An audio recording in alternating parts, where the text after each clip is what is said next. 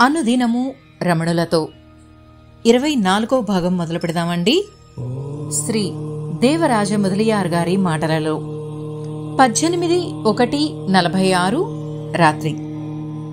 ఆ రాత్రి కాయకల్పం చికిత్స కొరకు ఎవరెవరో సూచించిన రకరకాల ఔషధ యోగాల గురించి మాటలు సాగాయి. భగవాన్ కర్పూరంతోనూ 100 ఏళ్ల నాటి వేప చెట్టుతోనూ చేసే కాయకల్పాన్ని గురించి చెబుతూ, ఈ దేహాన్ని గురించి అంత శ్రమపడేవాడెవడు?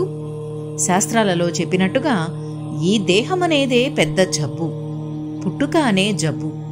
దీనిని బలోపేతమునర్చి దాని జీవితకాలాన్ని పొడిగించాలని చూడడం ఆ రోగాన్ని మరింత పెంచి శాశ్వతంగా ఉండేలా చేయడమే అవుతుంది.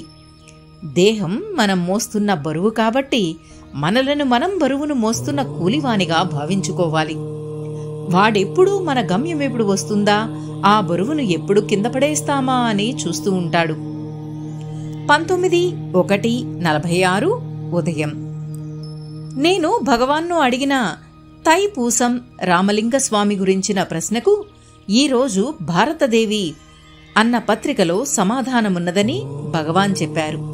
ఆనాడు రామలింగస్వామి తన దేహాన్ని తైపూసం నాడు వదిలివేయడం కోసమే గదిలోకి ప్రవేశించారట.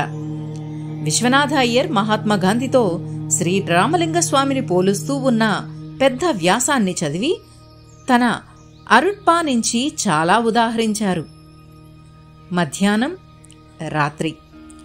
భాగవతంలోని ఏకాదశాధ్యాయంలోని శ్లోకానికి తమిళ అనువాదం సంస్కృత మూలాన్ని సరిగా అనుసరించలేదని భగవాన్ అనుకున్నారు. కాబట్టి భగవాన్ తామే దానికి సరి అయిన తమిళ అనువాదాన్ని చెయ్యకూడదా అని నిన్న నేను సూచించాను. అందుకని ఈరోజు హాలులో మృగనార్ను చూసి ఆ శ్లోకం గురించే మాట్లాడుతూ అలవోకగా భగవాన్ చేతిలో కలము కాగితము లేకుండానే తమిళ పద్యాన్ని రచించారు. ఆ తమిళ పద్యాన్ని ఇంకా సవరిస్తూ ఈ రాత్రి మురగనార్తో భగవాన్ మార్పులను గురించి చర్చించారు. ఇదే అంతిమ పాఠం కాదని కూడా భగవాన్ నాతో అన్నారు. 21/46 ఉదయం. ఉన్నది 40 అనుబంధంలోని దేహంగళ్ నిగర్జడం అన్న తమిళ పద్యానికి మూలమైన సంస్కృత శ్లోకాన్ని గురించి బలరామరెడ్డి భగవాన్ను అడిగారు. అందుకు భగవాన్, నేను అక్కడ అభావ అన్న పదాన్ని వాడాను. కావ్యకంఠులు అభేదా పదం మేలని అన్నారు. దేహము నేను కాదన్న ప్రతిపాదనను ఈ పద్యం 2 విధాలుగా స్థాపించ యత్నించింది. 1, దేహము జడము కనుక అది ఎప్పుడూ నేనని అనదు. 2, దేహము మనకు లేనప్పుడు, అనగా మనకు దేహస్మృతి లేనప్పుడు కూడా నేను ఉంటుంది. 8 సంవత్సరాల క్రిందట మొరాకోవాసి బర్నార్డ్ దువాల్ అన్న ఆయన ఆశ్రమానికి వచ్చి 15 రోజులున్నారు. అతను ఈ మధ్య ఆశ్రమంలో 10 సంవత్సరాలుగా ఉంటున్న చాడ్విక్కు ఉత్తరం రాశారు. యుద్ధంలో అతను ఖైదీగా ఉంటున్న రోజుల్లో సంస్కృతం నేర్చుకుని భగవాన్ ఉపదేశ సారాన్ని ఇంగ్లీషులోకి అనువదించాడు. కాని ఆ కాగితాలన్నీ పోయాయి. భగవాన్ రాసిన సంస్కృత రచనలన్నీ తనకు పంపమని చాడ్విక్ను కోరారు. ఆ సందర్భంగా బలరామరెడ్డి భగవాన్ సంస్కృత రచనలన్నీ ఏవో కనుక్కోవాలని యత్నించారు. అప్పుడు భగవాన్ పై శ్లోకాన్ని కూడా తానే రాశానని బలరామరెడ్డితో అన్నట్లున్నారు. మాట్టు పొంగల్ నాడు ఆశ్రమంలోని గోశాలలో జరిగిన సంగతంతా తెలుగులో నాగమ్మ రాసింది. అది చాలా బాగా ఉంది అని విశ్వనాథ అయ్యర్ తల్లి అన్నారు. భగవాన్, ఓహో అలాగా, ఆమె సోదరుడు ఇక్కడ జరిగిన విషయాలన్నింటినీ వ్రాసి ఉంచమన్నారు.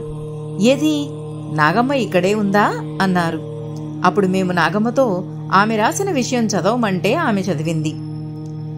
బాంబేలో పబ్లిక్ అకౌంటెంట్ అయిన గోకుల్ బాయి డి భట్ భగవాన్ మీద రాసిన కొన్ని పద్యాలను తానే హాలులో చదివారు. హాలులో ఉన్న అందరి ఉపయోగార్థము నేను అడుగగా ఆయనే వానిని గుజరాతీ నుంచి అనువదించి చెప్పారు. చిత్తూరు PWD ఇన్స్పెక్టర్ గోవిందరామయ్య భగవాన్ను అడిగిన అంగీరసముని రాసిన గురుపదికంను చదివారు. అలా చదవమని మొదట్లో కంజీవరానికి చెందిన 80 ఏండ్లు దాటిన వృద్ధుడు జ్ఞాని అయిన సుబ్రహ్మణ్య శాస్త్రి గారు అతనికి హాలులో సలహా ఇచ్చారు. ఈ వృద్ధని అతను అంబత్తూరులో కలుసుకున్నారు. ఈ ఉదయం 10 గంటలకు భగవాన్ హాలుకు తిరిగి రాకముందు గోశాల వద్ద రామస్వామి అయ్యంగారు అను అతనుకు దర్శనమిచ్చారు.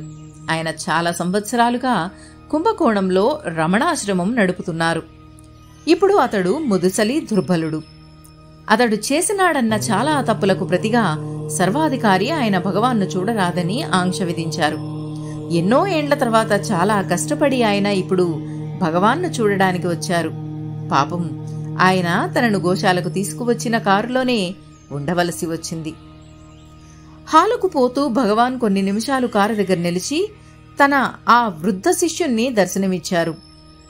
ఆ శిష్యుడు కన్నీరు పెట్టుకున్నారే గాని ఒక్క మాట మాట్లాడలేదు. భగవాన్ ప్రసిద్ధమైన తమ కరుణా దృష్టిని అతనిపై ప్రసరింపచేశారు. మధ్యాహ్నం హాలుకు నేను చాలా ఆలస్యంగా వచ్చాను. భగవాన్ అలవాటు ప్రకారం సాయంత్రం అలా నడిచి రావడానికి వెళ్లకముందు ఆ పద్యాన్ని చివరిగా తీర్చిన విధానం చూశావా అని నన్ను అడుగుతూ ఆ పద్యాన్ని నాకు చూపారు.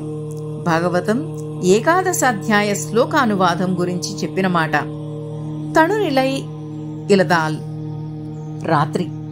పై పద్యంలోని మొదటి పంక్తిలోనున్న ఎళినుం అంటే గాలిలోకో ఆకాశంలోకో ఎగరడం అని నేననుకున్నాను. ఈ పద్యంలో ఆ పదం తగినదేనా అని భగవాన్ను అడిగాను. భగవాన్ ఆ పదానికి అర్థం కదలిక మాత్రమే అన్నారు. సంస్కృతంలో అది చాలా క్లుప్తంగా ఉంది. కాని సీతారామాంజనేయ సంవాదంలో దానిని విశేషాలతో వర్ణించారు అన్నారు.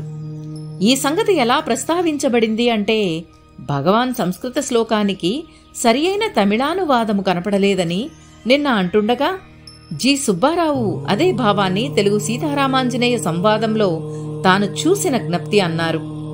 ఇవాళ ఆ పుస్తకాన్ని తెచ్చి ఆ భాగాన్ని భగవాన్కు చూపారు.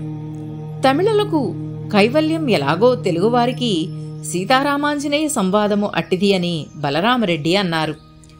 హాలులోకి కుంజస్వామి వచ్చినప్పుడు ఆయనతో భగవాన్ కుంభకోణం రామస్వామి అయ్యంగారు వెళ్లిపోయారా, ఆయన ఏం తలుచుకున్నారు అని అడిగారు. తన ఆరోగ్యం బాగుపడేదాకా 1-2 నెలల కాలం తాను పలాకొత్తులో ఉండదల్చానని, మిగిలిన వారంతా ఆ మరుసటి రోజు వెళ్లిపోతున్నారని కుంజస్వామి భగవాన్తో అన్నారు. 21/1/46 గోకులభాయ్ డి భట్ గుజరాతీ భాషలోని రమణ గీత 11వ అధ్యాయాన్ని గుజరాతీ ఉపదేశసారాన్ని చదివి వినిపించారు. అప్పుడు పిసి దేశాయ్ 14వ పద్యంలో 2వ పంక్తిని నిరంతరంగా మనసును ఆత్మవిచారం పైననే నిలిపితే అని అనువాదించినారు గదా అని సరిగా ఉందా? మూలంలో నిరంతరం అన్న పదంగాని ఆత్మ అన్న పదంగాని లేవే అని భగవాన్ను అడిగారు. భగవాన్ ఏకచింతన అన్న దాంట్లోనే నిరంతరమైన తలుపు సూచింపబడింది. ఇంకొక తలుపు రాకుండా ఉంటే ఆ ఒకే తలుపు నిరంతరంగానే ఉండాలి కదా. ఆ పద్యానికి అర్థం ఇది. ముందు పద్యాలలో మనోనియమనం కోసం ప్రాణాయామము సహాయకారి అని చెప్పబడి ఉంది. ఈ పద్యంలో అలా నియమింపబడిన మనసును అంటే లయస్థితికి వచ్చిన మనసును కేవలం లయస్థితిలోకి గాని నిద్రలాంటి స్థితిలోకి గాని పోనీయకూడదని, దాన్ని ఏకచింతన లేక ఒకే తలుపు వైపు తిప్పాలని చెప్పబడింది. ఆ ఒక్క తలుపు ఆత్మగానో లేక ఇష్టదైవంగానో లేక మంత్రంగానో ఉండవచ్చు. ఆ తలుపు ఎలాంటిదై ఉండాలి అన్నది ఆ వ్యక్తి పక్వస్థితిని బట్టి ఉంటుంది. పద్యంలో మాత్రం ఒక్క తలుపు అని మాత్రమే ఉంది.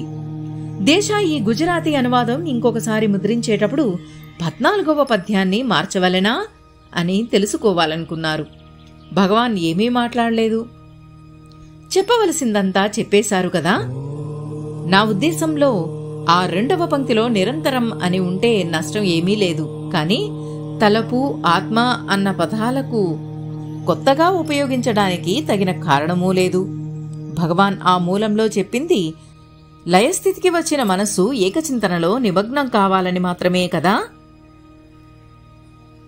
ఓం నమో భగవతే శ్రీరమణాయ. నమస్తే అండి. ఇంతటితో అనుదినము రమణులతో 24వ భాగం ముగిద్దామండి. ఈ వీడియో కనుక మీకు నచ్చినట్లయితే ప్లీజ్ లైక్ చేయండి, షేర్ చేయండి. అలాగే సబ్స్క్రైబ్ చేయని వారు ప్లీజ్ సబ్స్క్రైబ్ చేయండి. అలాగే పక్కనే ఉన్న బెల్ ఐకాన్ ప్రెస్ చేయండి. ఆల్ అనే సింబల్ని సెలెక్ట్ చేసుకోండి. దీంతో నేను ముందు పెట్టబోయే వీడియోస్కి సంబంధించిన నోటిఫికేషన్స్ అన్ని మీకు అందుతాయండి. అలానే నా ఈ వీడియోస్పై మీ అభిప్రాయాన్ని ప్లీజ్ కామెంట్ రూపంలో తెలపండి. థ్యాంక్ యూ అండి. మీ సరిత. ఓం నమో భగవతే శ్రీరమణాయ.